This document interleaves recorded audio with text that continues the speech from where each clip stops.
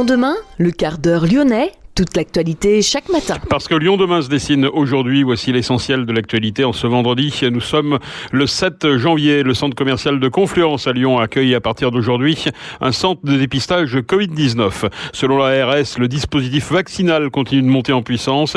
Explication dans ce quart d'heure lyonnais. Le préfet Mayos, lui, a participé à une opération de contrôle du masque en extérieur hier matin, rue de l'Arrêt. Un passant a écopé d'une amende de 135 €. Pour répondre à la situation exceptionnelle, le Conseil français du culte musulman appelle à la mise en place de protocoles de prévention adaptés. Il demande même à tous ceux qui ne présentent pas un schéma vaccinal complet de ne pas se rendre à la mosquée. La zone 30 va être généralisée quasiment dans toutes les rues lyonnaises à partir du 30 mars. Grégory Doucet l'a réaffirmé hier soir sur BFM Lyon. Nous l'écouterons dans ce quart d'heure lyonnais. Dernier volet de notre fil rouge consacré au réemploi. Nous avons rencontré aujourd'hui Julie Ballaire, couturière zéro déchet. Et puis nous parlerons également de football, de rugby et de basket à la fin de cette édition. Lyon demain, le quart d'heure lyonnais, toute l'actualité chaque matin. Gérald de Bouchon. Bonjour à tous, bienvenue dans ce quart d'heure lyonnais. Le centre commercial de Confluence à Lyon accueille à partir de ce vendredi un centre de dépistage Covid-19. Les visiteurs vont pouvoir réaliser un test antigénique avec ou sans rendez-vous. Le centre de dépistage est situé au rez-de-chaussée face à Carrefour.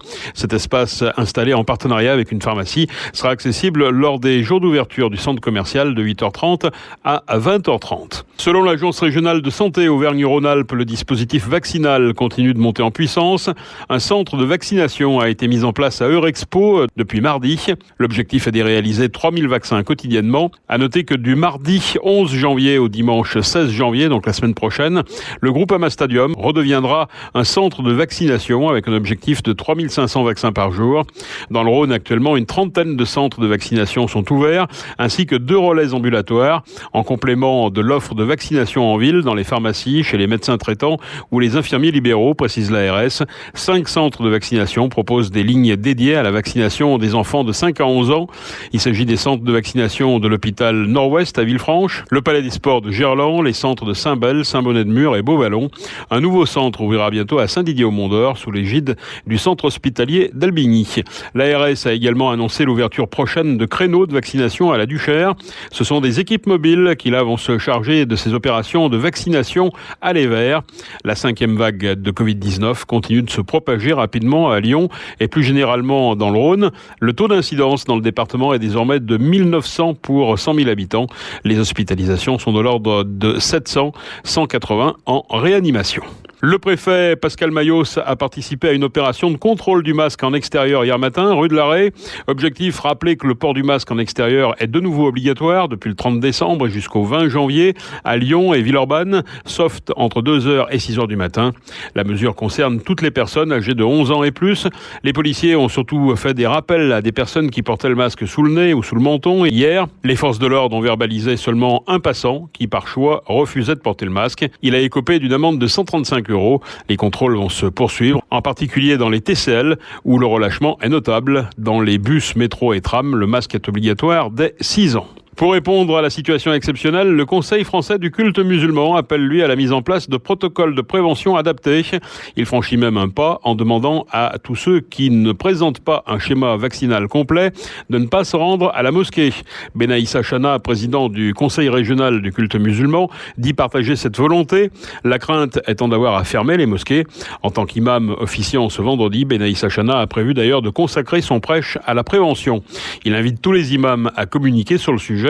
Autre préconisation du CFCM face à l'explosion du nombre de contaminations, la réduction de la durée de la prière du vendredi. C'est celle qui réunit traditionnellement le plus de monde. Il y aura 2 offices plutôt qu'un seul, chacun de 20 minutes au lieu de 30, ce vendredi dans la nouvelle mosquée de Vaux-en-Velin qui offre une capacité de 3000 personnes. Kamel Kaptan, lui, se désolidarise du CFCM et d'une quelconque volonté d'interdire l'accès aux non-vaccinés. Le recteur de la grande mosquée du boulevard Pinel rappelle que les lieux de culte ne sont pas astreints à la présentation du pass sanitaire. Lyon demain, la radio lyonnaise à écouter partout dans le monde.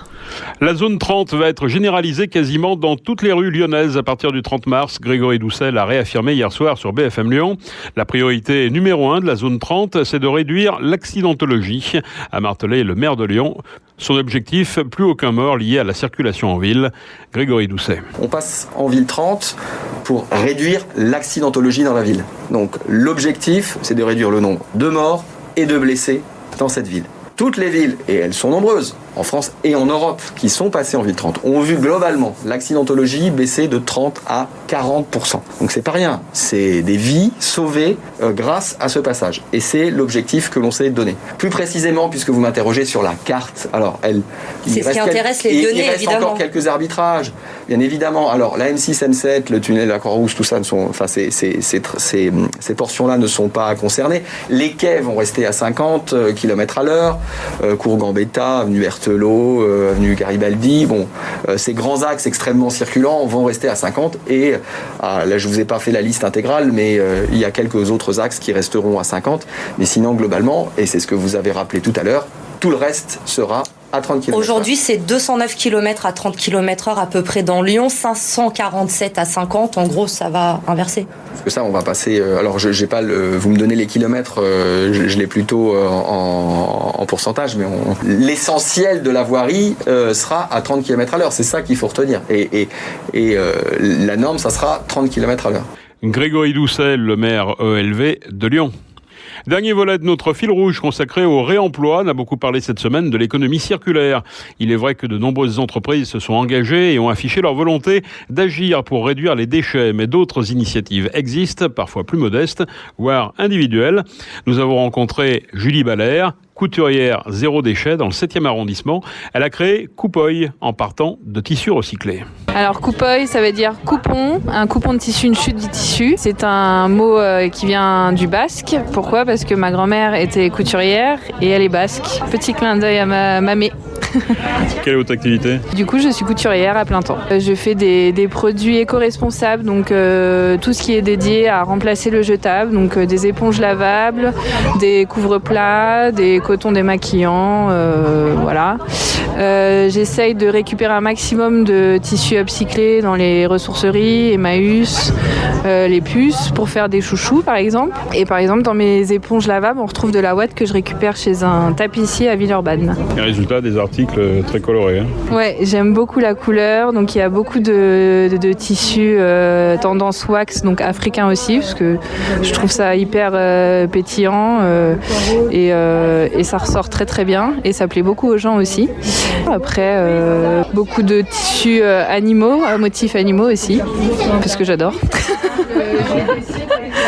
Quand on dit upcyclé, ça ne veut pas dire de mauvaise qualité, au contraire. Ah non, pas du tout, parce que souvent en fait on retrouve par exemple des robes où il y a juste un tout petit trou et du coup les personnes ne les portent plus, donc les donnent chez Emmaüs par exemple, et moi il suffit que je contourne ce petit trou et j'en fais une dizaine de chouchous dans une longue robe. Voilà. Vous récupérez où toutes ces matières ?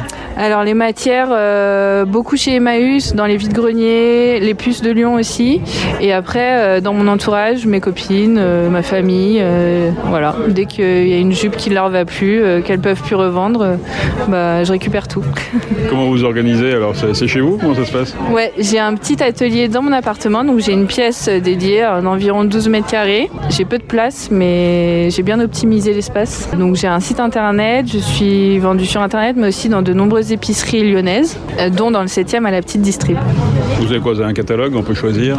Alors sur mon site internet, vous pouvez choisir votre produit, votre tissu. Après, si vous voyez que j'ai d'autres tissus disponibles que je propose pas pour certains produits, on peut toujours m'envoyer un petit message et on voit ce qu'on peut faire. Et après, je peux faire aussi des produits.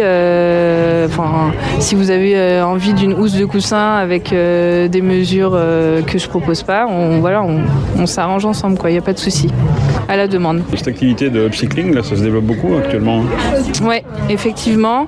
C'est dans l'air du temps. Après, moi, je trouve ça génial parce que on a énormément de déchets, que ça soit dans les vêtements, même dans les vieux draps. Dans les vieux draps, on peut récupérer beaucoup de tissus, on peut faire plein de choses. Et je pense que les gens commencent à prendre conscience aussi que, par exemple, prendre une petite pochette en plastique pour mettre sa brosse à dents, c'est pas terrible, donc on peut utiliser une petite pochette à brosse à dents dédiée qu'on garde toute sa vie au final. Et pour se renseigner, rendez-vous sur le site internet coupoi.fr. Alors pour Coupoi, c'est K-U-P-O-I. Et si vous souhaitez réécouter tous nos reportages cette semaine sur l'économie circulaire, rendez-vous sur lyondemain.fr ou sur notre application. Lyon demain, média agitateur d'idées. Football en Ligue 1, l'Olympique lyonnais doit se résoudre à appliquer la jauge à 5000. Le club lyonnais est dans l'obligation d'appliquer les mesures gouvernementales face à l'épidémie de Covid et n'a pas obtenu un relèvement du nombre de spectateurs pour la réception du PSG dimanche. Le club lyonnais avait vendu 55 000 billets pour ce choc et avait longtemps espéré envisager un remboursement pur et simple ou un report des places pour une autre affiche. Les travaux de construction de la LDLC Arena seront lancés fin février. Livraison fin 2023. LDLC Arena, c'est le nom de la future salle multifonction de 12 à 16 000 places qui doit être construite à Dessines. Le délai pour les recours des tiers a expiré fin décembre. Aucun recours d'ailleurs n'a été déposé. 6 ans de procédure avaient été nécessaires, on s'en souvient, à l'Olympique lyonnais pour construire son stade. La LDLC Arena sera construite par Citinea, une filiale de Vinci, avec le concours du cabinet d'architecte Populus. Ceux qui ont construit le stade, le budget 141 millions d'euros. Dès 2024, une soixantaine de concerts par an devraient se dérouler à Dessines dans cette salle multifonction. Les matchs d'Euroleague de basket de l'Asvel se dérouleront également dans la LDLC Arena. Des tournois de tennis, des séminaires avec cet équipement. OL Valley vise à être le deuxième site de loisirs le plus fréquenté en France derrière Disneyland à l'horizon 2024 avec un objectif de 4 millions de visiteurs par an. De nombreux joueurs étant désormais négatifs, l'équipe villeurbannaise l'Asvel devrait bien jouer dans les Mauges dimanche pour le compte du championnat de France. L'Asvel s'apprête à affronter Cholet. Sérieusement touché par la Covid-19 ces derniers jours, l'Asvel n'avait pu recevoir le Bayern de Munich et Monaco pour le compte de l'Euroleague. De nombreux joueurs sont donc désormais négatifs. Notez que Kaudi, Laïti, Morgan et Wemba Diama sont actuellement indisponibles, mais ils sont blessés. Le premier match de l'année à l'Astrobal est programmé le 21 janvier face à l'Étoile Rouge de Belgrade. Enfin, en rugby, en top 14, Jonathan Wisniewski quitte le Loup. Entraîneur des espoirs lyonnais depuis le début de la saison, l'ancien ouvreur du Loup a quitté son poste en début d'année. Les espoirs du Loup sont classés à l'avant-dernière place de leur poule avec 2 victoires pour 7 défaites. En 3 saisons au Loup, entre 2018 et 2021, Wisniewski avait porté à 57 reprises le maillot rouge et noir et marqué 567 points. Une solution interne est privilégiée pour le remplacer. C'est la fin de ce quart d'heure lyonnais. Merci de l'avoir suivi. On se retrouve lundi pour une nouvelle édition. En attendant, restez prudents et passez un excellent week-end.